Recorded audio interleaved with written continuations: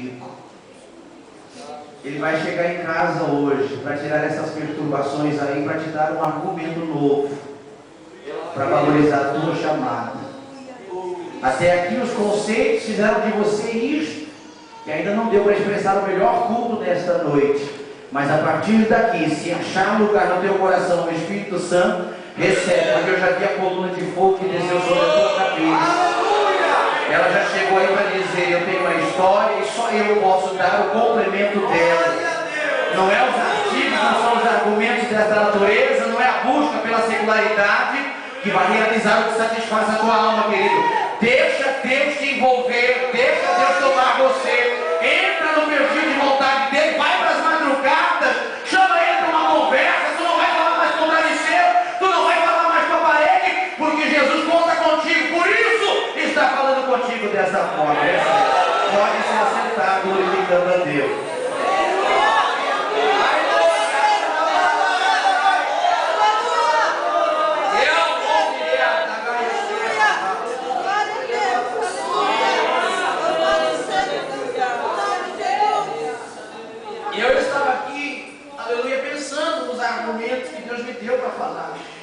Durante todo este dia, enquanto eu estava pensando, buscando do Senhor, orando, que a gente para orar não precisa estar todo tempo de joelho, não precisa estar todo momento, aleluia, curvado.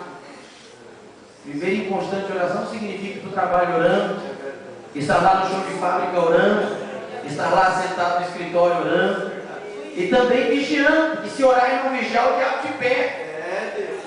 Se orar e não vigiar, você está sujeito à fatalidade. Então nós precisamos viver constantemente orando, e principalmente tendo essa responsabilidade, para que Deus confirme tudo, para que Deus venha falar. Eu sempre digo e volto a afirmar, a voz é minha, mas a palavra é de Deus. Se eu impor as mãos sobre a cabeça de alguém, ainda que a palavra me dá autoridade, o poder é dele.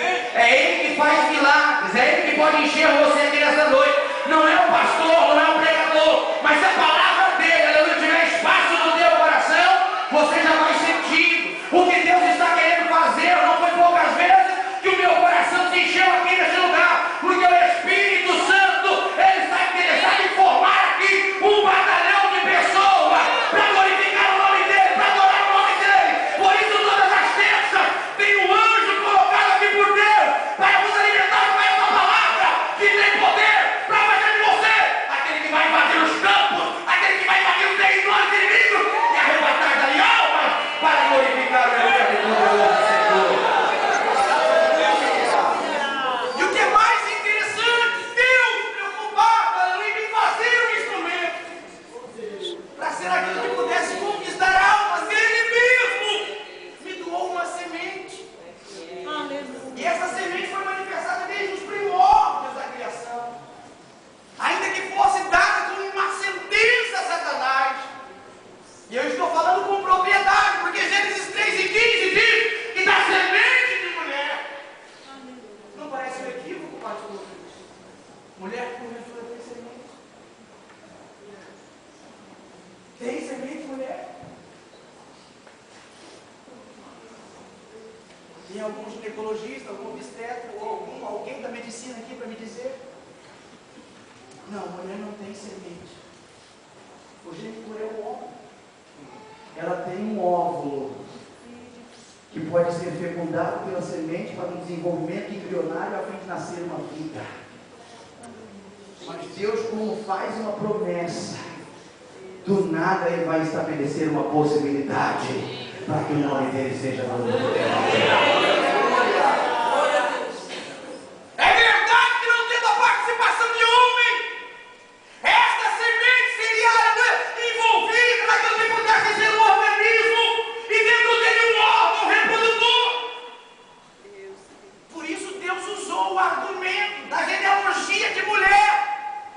Daquilo que pudesse ser a sua descendência, ele haveria de fazer um nascer para que atravessasse todo o projeto do diabo.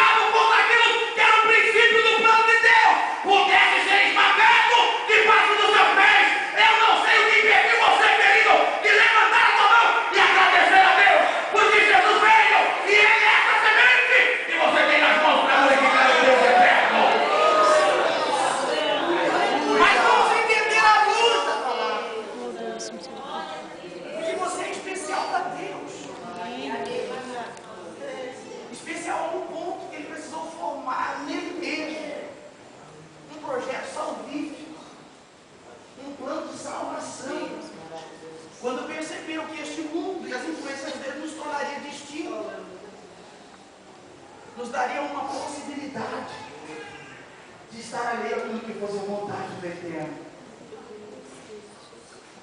E olha que quando Deus começa a falar, Ele realiza naquilo que é a proporção da sua voz um efeito, aleluia, dentro do coração dos homens, que ninguém, por sua palavra, por melhor que seja a sua retórica, por melhor que seja o seu conjunto de oratório, pudesse fazer manifestar no coração de alguém. Para Abraão ouvir a voz de Deus e entender que era Deus que falava, quando ele simplesmente usa argumentos daquilo que eram os seus antepassados, sobre o Deus, aleluia, que tivera criado o homem, e atender a voz de Deus quando ele estava bem circunstancialmente. Era de uma família abastada de poder e riqueza, ainda que entre eles os seus pais, os seus antepassados estavam desviados do projeto, mas ouvir uma voz que soou no acaso e dar ouvidos para ela, isso era uma loucura. Por favor, me entenda. Tu já pensou, querido, você estar bem no contexto da sua vida, pelo menos materialmente falando, e lá alguém dizer assim: olha, pega o que é teu e sai. É Espírito Santo. E o que é pior? Vai para um deserto. Tu sabe o que é deserto? Um lugar de território ou terrenos áridos, que não dá para cultivar, que não dá para criar, sequer dá para ser abrigo para alguém, pelas correntes fortes de vento e pela improbabilidade de sobrevivência em meio ao calor do dia e o frio da noite. Mas se foi Deus que deu ordem, pode acreditar, pode obedecer, porque Ele se responsabilizará e você vai viver o melhor que Deus tem para a sua história.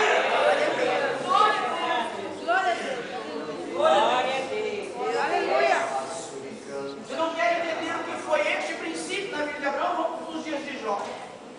Porque o que tinha a ver Jó com uma discussão entre o elemento do bem e do mal na eternidade. E nos primeiros capítulos do seu livro você vê na dinastia daquilo que pudesse ser a emancipação de anjos. Tinha um entre eles nas reuniões dos filhos de Deus, a quem o Senhor fez referência. E se referiu fazendo uma pergunta. Interessante entender que quando falamos sobre o argumento que envolve Jó no contexto bíblico, o testemunho dado, aleluia, a partir daquilo que fosse a sua história, não estão simplesmente entrelaçados ao que pudesse ser um contexto trágico que ele viveu. Ele recebeu um testemunho ainda antes. E o testemunho não foi dado a ele ou a qualquer pessoa da sua natureza. O testemunho foi dado ao arqui-inimigo, o principal dos inimigos de Deus, o mentor de um plano que desvencilhava ou tirava todo o foco das intenções de Deus para a sua criatura, ou a principal delas da obra da criação. E foi Deus quem disse: tu tens lá, Satanás, observado o meu servo Jó. Outro detalhe que eu gostaria de que você pensasse comigo, que quando Deus tem um plano, Ele não tem que dar satisfações. Ele precisa dar satisfações? A gente tem que sair daqui, deste lugar onde estamos bem. Tivemos tantas experiências com Deus aqui nesse lugar, mas os frutos deles aí já estão gerando filhos. A partir da palavra que Deus assentou no nosso coração, e agora nós vamos ter que deixar um pedaço de nós aqui para viver uma outra história que Deus está escrevendo. Como que é isso, querido? Por favor! Procura me entender. Ou procura entender você mesmo. Porque quando Jó, aleluia, tinha argumentos para receber um testemunho de Deus, ele nunca teve uma experiência com Deus. É verdade que Deus me enriqueceu, é verdade, aleluia, que Deus me abasteceu, Ele deu filho, Ele deu família, Ele deu honra por todos os lugares onde Ele pudesse passar. Toda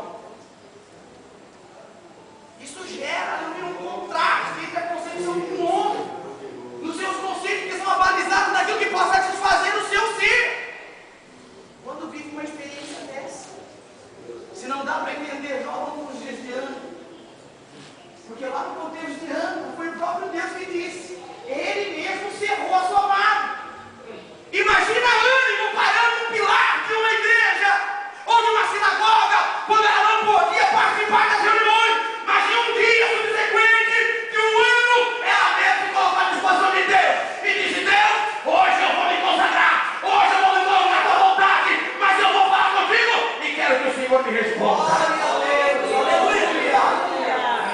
Mas a fala de Ana não era questionando Deus, era fazendo um voto, era fazendo aquilo que Deus espera de nós. Renúncia. O que é que eu mais desejo? O que é que eu mais quero? Isso eu vou lhe oferecer como sacrifício. Isso eu vou lhe doar para entender a tua vontade em mim. E o Deus que havia encerrado a madre foi o mesmo que permitiu ela e o seu marido, por aquilo que fossem as leis para os judeus, obter uma própria esposa, uma outra esposa. A poligamia era algo ali que favorecesse um marido que, tendo uma esposa e sendo devolta a ela, esta não lhe desse filho. Agora olha para esta Ana, todos os dias de 7 anos da sua existência, tendo que conviver com uma penina dentro de casa. Uma penina que dizia: olha a alegria do meu Senhor, porque todos os anos eu lhe dou filhos. É fácil entrar na vontade de Deus, querido. Entrar não é fácil, pior é ser lançado nela sem entender, sem conhecer. Mas o Deus que te chamou, Ele é responsável para ser glorificado.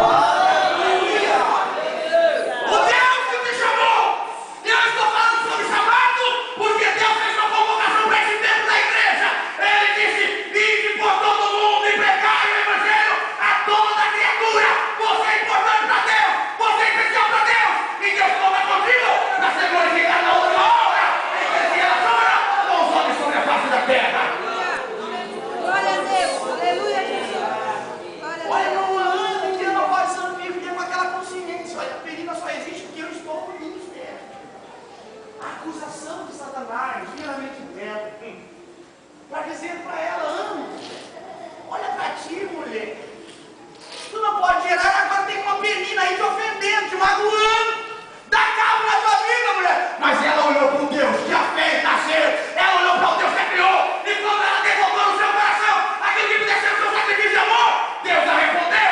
Qual dos filhos de Penina, que tem o nome na história como Samuel, qual dos filhos de Penina, que foi sacerdote no meio do povo de Deus? Deixa eu me dizer uma coisa, querido. O que está sendo gerado em ti vai manifestar a glória do Deus Todo-Poderoso.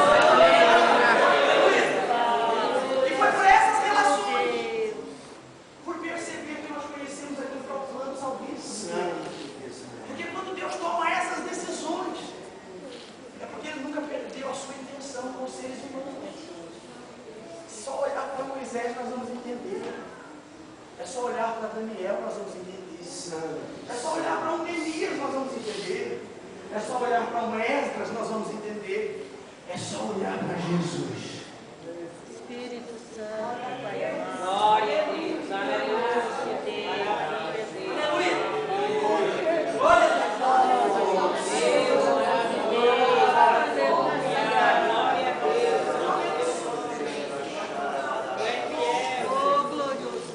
Põe a mão sobre o coração dela, por favor. Aleluia, Jesus. Glorificado teu nome. Deixa Deus te usar aí. Aleluia, Jesus. Glorificado. Agora Deus me pergunta: como é que você enxerga o teu Jesus?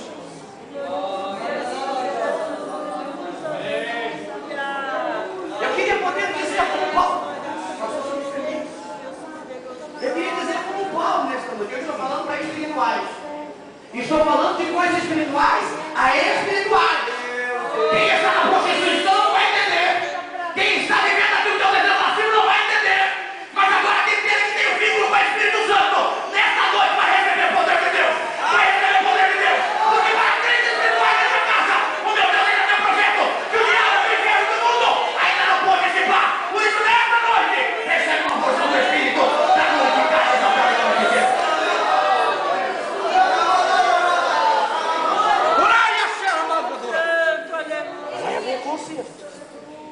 Vai, porque olha, hoje é a restauração chegar. Jesus cura a tua alma agora dessa ferida amarga para ti. Mas Ele diz assim: lembra que eu faço a ferida, eu fiz a promessa, o sim é meu também. Todavia, tira a tua mão, porque eu sei como fazer. Enquanto pôr a tua mão, tu erra, tu falha, mas tu és para mim vaso escolhido e hoje conserta a tua história.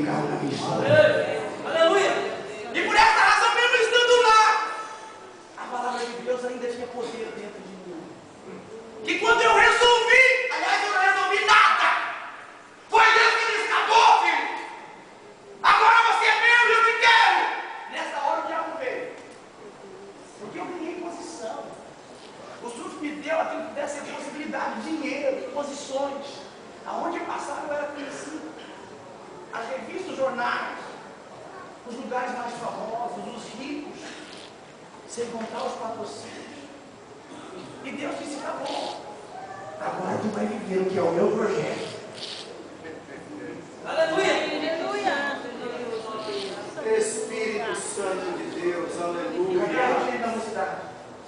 Fica de pé, por favor. Espírito Santo, Pai. Fica de pé. Aleluia. Aqui região da cidade, aqui, cadê? Fica de pé. Venha até aqui na frente, por favor. Espírito Santo pode usar aqui, pastor. Muito respeito. Aleluia. Muito respeito, pastor. Aleluia. Lá eu amo, levar a sério. Oh, glória. Aleluia. Eu enxerguei em detalhes, enquanto tu regias as brasas de fogo Aleluia. que saíam das tuas mãos. Aleluia. Mas por trás de ti eu vi um vento negro, ali eu mandava da dela sobre a. Porque Deus não quer o altar de qualquer forma. Meu Deus. Não dá para perder tempo na frente do espelho cuidando do exterior, quando o interior precisa ser munido, incorruptível. E Deus tem uma chamada para ti mais profunda. Para que quando você reger essas brasas, impacte o coração de alguém. E aquilo que é um projeto na vida dessas pessoas que vão ser alcançadas pelo teu reger. Faça a glória de Deus inundar a casa. Faça a glória de Deus inundar a cidade. Faça a glória de Deus entrar nos corredores e passar pelas filas e chegar nos lugares mais remotos. Porque você é projeto de Deus. E Deus está dizendo assim: hoje eu vou passar uma limpeza aí dentro. Porque eu olho e percebo que o meu espaço está pequeno. Aleluia.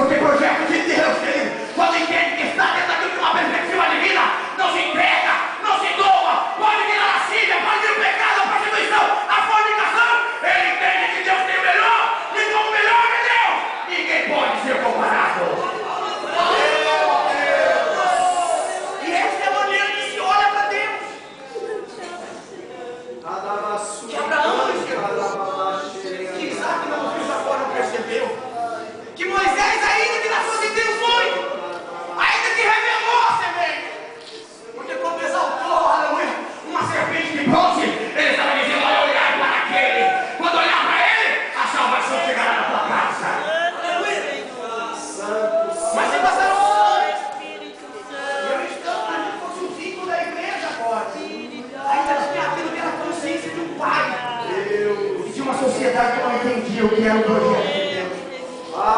Quando Deus me levou no dia 21 de setembro de 2004, ou melhor, no ano de 1994, a uma festa americana. Sabe o que é uma festa americana? Todas as pessoas vão para um arraial, uma beira de uma praia. Cada um leva a sua bebida, o seu prato, e vão se prostituir, usar drogas. E vão se infectar com o mundo. Com os prazeres desta carne. E foi lá que o Senhor marcou um encontro com aquela mulher mais linda dessa casa. Oh, Jesus. Porque meu pai disse, Rosana, você só vai. Rosana é minha irmã mais velha, depois de mim. Você só vai se o Roberto for contigo. Eu não queria ir porque eu já era crente. Eu nunca me doei a tentação, não sei agora. Mas tinha que obedecer o papai, pastor Sebastião. Sem entender Deus tinha um projeto. Cheguei lá, quando eu vi aquilo que pudesse ser a orgia daquele povo, não deu para ficar com ele. Fui me assentar num cantinho de uma pedra e comecei a escrever palavras no chão. Jesus, eu te amo, tu és o melhor para a minha história. Tu és o melhor para a minha vida. E esta moça nunca apareceu. Mas não era nada que eu queria. Porque o mundo ainda não me acreditou, me fez sonhar, me fez ter desejo. Por estar na burguesia, na riqueza, a gente sempre tem uma mentalidade diferente. E o vínculo secular consegue afetar as nossas intenções.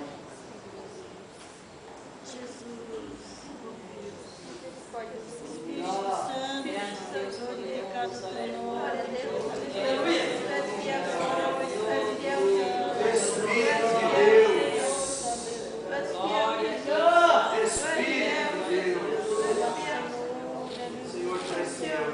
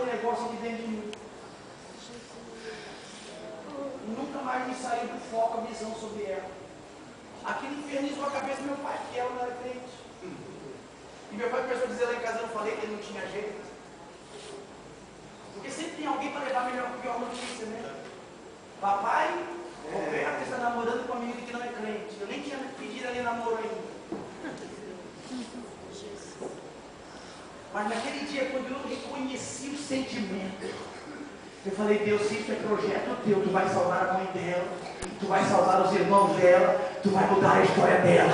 Morar em um lugar que não fazia diferença do chão de fora para o chão de dentro. Se chovesse, a árvore estava em tudo. Mas hoje está lá uma casa de 8 peças. Deus entrou na casa, salvou a mãe, salvou a família, salvou os irmãos, fez Deus missionário e ela me acompanha onde Deus me leva para pegar a palavra, porque Deus é fiel para aqueles que podem glorificar o nome dele. Aleluia! Vou resumir. Aleluia! O meu pai me dizia, desde filho eu tenho vergonha. Eu fui excluído 3 vezes por causa da palavra dele. Só para você ter uma ideia.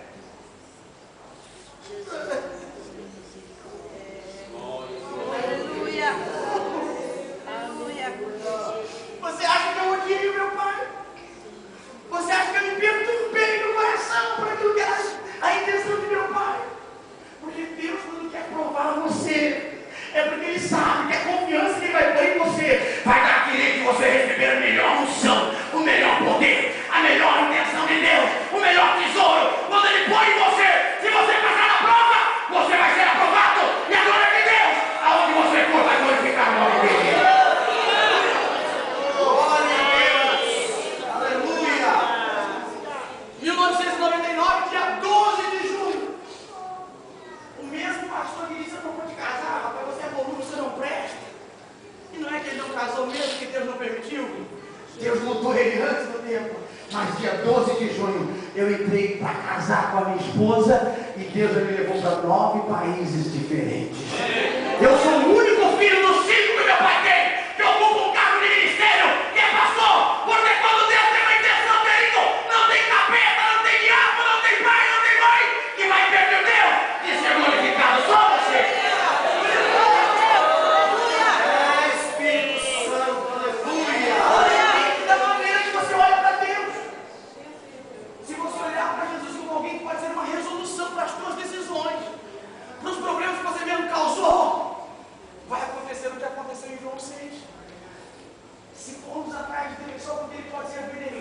minha concupiscência. Eu ando de qualquer jeito. Eu vivo a vida de qualquer maneira. Mas quando Deus quer um aperto em mim, eu vou correndo para Ele, porque Ele pode me sanar. Não é isso que Deus espera de você, querido. Não é isso que Deus tem para você. Por que Deus só usa essas mulheres de cabeças brancas quase? Por que será que Deus está usando aquelas que ninguém dá valor, pastor? É verdade, Pelo amor de Deus, não vem aqui trazer problema para o Senhor. Oh, Deus. Mas o Espírito Santo está me movendo. O Espírito Santo está me movendo. Porque Ele está vasculhando a alma daquele que iria. Ele quer ter um espaço. Nós não estamos sabendo olhar para Deus. Porque Deus fez tudo. E de uma forma que você não pode entender. Vai olhar para o Jesus no dia que Ele foi nascer.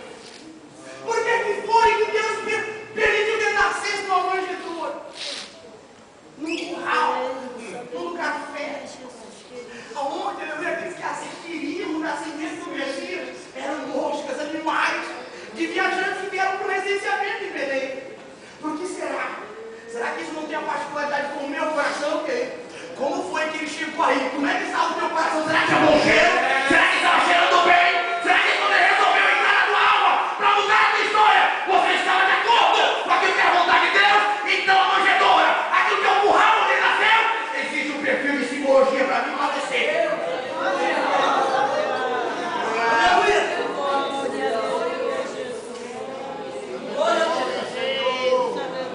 Agora Deus pega este ser que criou e da sua própria essência nele efetuou o Emanuel. Agora eu queria ter a mente de Cristo, mas não consigo. Diz Paulo que nós temos, mas vai entender Jesus crescendo. Porque este tal, aleluia, que olhava para ele e dizia assim: esse professor não é o filho de José? Entra comigo na carpintaria de José. Nos dias em que Jesus já tinha 10 para 11 anos, ele precisava efetuar no WhatsApp aquilo que fizesse dele um homem circuncidado entre os judeus, para viver aquilo que fizesse ser a ideia do judaísmo. Mas ele precisava aprender as reminiscências de um bom pai, o ofício de alguém que pudesse herdar o vínculo de uma genealogia. E para isso ele precisou sempre de cuidar das madeiras. Tu já pensou um menino de 10 anos carregando uma tora? E João disse que ele veio para o que era seu. E o que era dele? Quem que pode me dizer aqui o que era dele? Hã?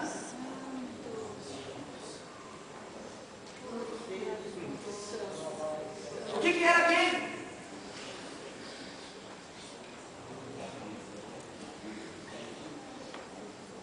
Ele veio com um mistério de delícia. Isso é o Senhor. Paulo mesmo afirma no capítulo 2 da carta aos Filipenses: ele veio e se fez servo, e como servo foi obediente até a morte e morte de cruz. Agora perceba um menino frágil de 10 anos.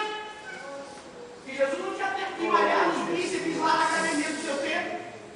E Jesus não tinha tempo para cuidar da estética física, achando que podia impressionar as meninas, porque o pecado não podia mudar o seu coração. Ou então essa igreja não estaria aqui no dia 16 de junho para glorificar o nome do Eterno. Esse ali cresceu, e se desenvolvendo à medida que ele pegava a tora. Eu não sei qual era o material que se usava, aleluia, para aparelhar a madeira, para tornar a madeira, aleluia, um pouquinho mais polida. E ele entendia que o madeiro que ia aplicar ele sobre um patíbulo não ia passar por um processo, aleluia, de polimento, que por certo quando caísse nas suas costas, as ferpas, aleluia, aquilo que pudesse te machucar, seria um fato. Ai, que mano, leva Isaías declarou isso com firmeza, porque vai para os dias da crucificação, depois dele haver crescido, sem contar que era alguém que os homens faziam pouco caso, porque para entrar em Jerusalém eles esperavam que Jesus pudesse remir Israel, que Jesus podia trazer aquilo que pudesse ser a libertação de Roma. Esse era o conceito daquilo que era a concupiscência dos homens, e Deus não veio para manifestar isso. Deus veio para dar vida e vida com abundância, mas não simplesmente aqui, ele veio para nos revelar uma eternidade. Porque no mundo não dá mais para viver. E no ano 62, Pedro escrevendo a sua primeira carta, ele estava dizendo: olha, não nos conformeis com este mundo,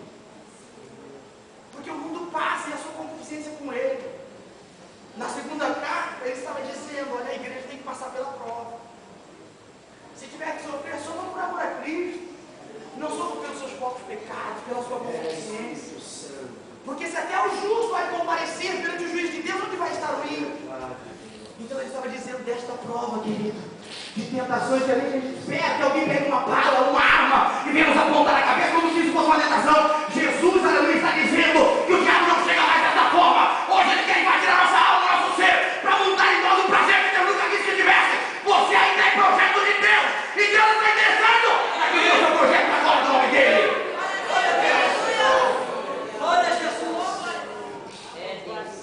Mas olha para aquilo que é um julgamento do injusto. Fica de pé comigo, por favor. Alguém pode chamar meu filho Isaac para nossa mão?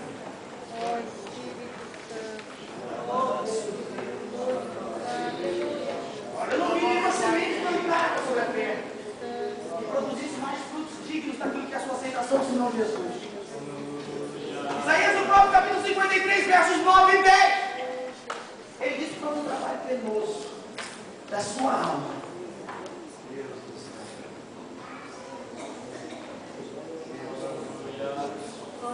E nós temos um texto aqui como base para esta festividade. Que aquele que for semeando com lágrimas voltará colhendo consigo as suas alegrias. Você consegue olhar para Jesus e dizer assim?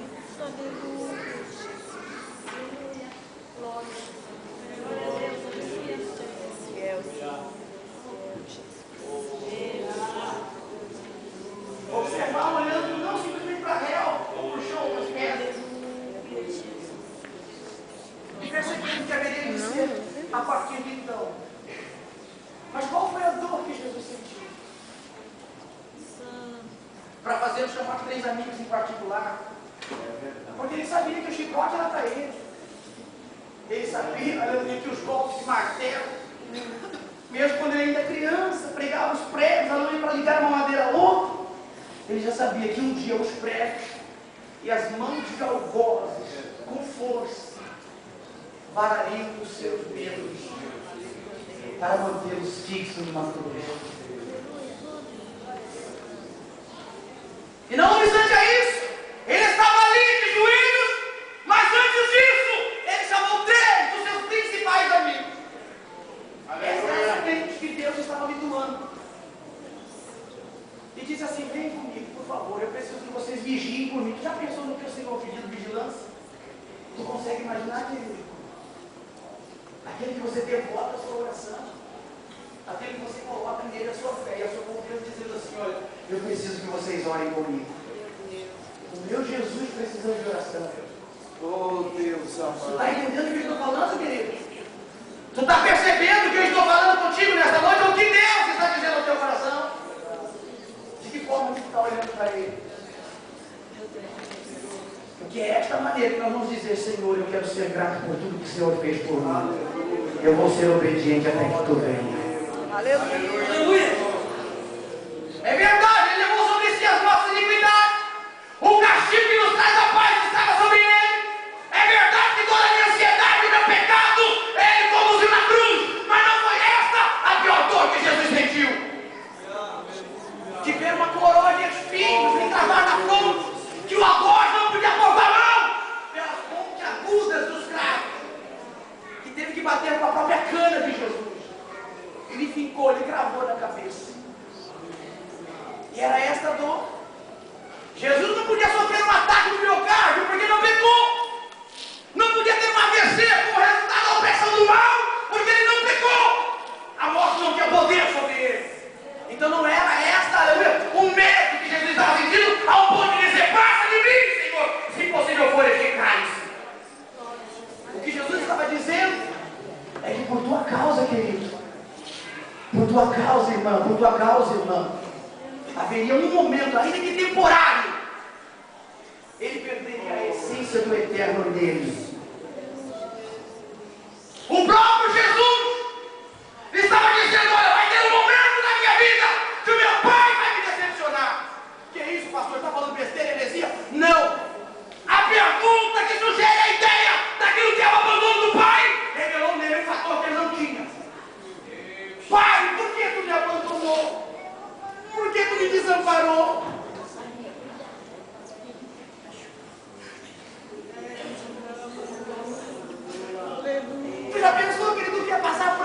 de dor, de agonia, sem Jesus, ou melhor, sem Deus, sem a presença daquele que é consolado. Mas Jesus virou as costas, porque o pecado do pastor Roberto estava lá. O próprio Deus não podia olhar para a essência do homem sendo lançada sobre o seu próprio filho, sobre a sua semente. Mas ele diz: olha, é com a dor dessa semente que eu vou trazer comigo os molhos. Eu não sei quantas igrejas do aqui já foram alcançadas pela semente, mas você está aqui porque Deus escolheu entre os milhões aquele que pode glorificar o seu nome. Glória a Deus. Agora eu quero te fazer um apelo. Tu está investindo na escola, tu está investindo no trabalho, no teu bom salário. Tu está investindo em tudo que você está pensando para aquilo que pode te satisfazer. Quem é Jesus para você? Espírito. Ele pode contar contigo. Me dá um sinal para a tua mão se ele pode. Sai do teu lugar, que é que eu quero orar por você. Solta o CD do Isaac, por favor.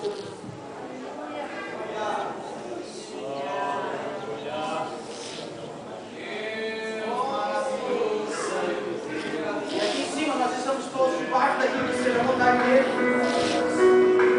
Nós estamos blindados, é uma condição de dizer: não, eu preciso ir lá. Humilhação não é para mim, Deus sei que ele precisa de mim. Mas é desse jeitinho. Será que nós estamos dentro de uma condição em que ele pode chegar hoje para nos usar para aquilo que glorifica o nome dele, para aquilo que pode manifestar o poder dele, para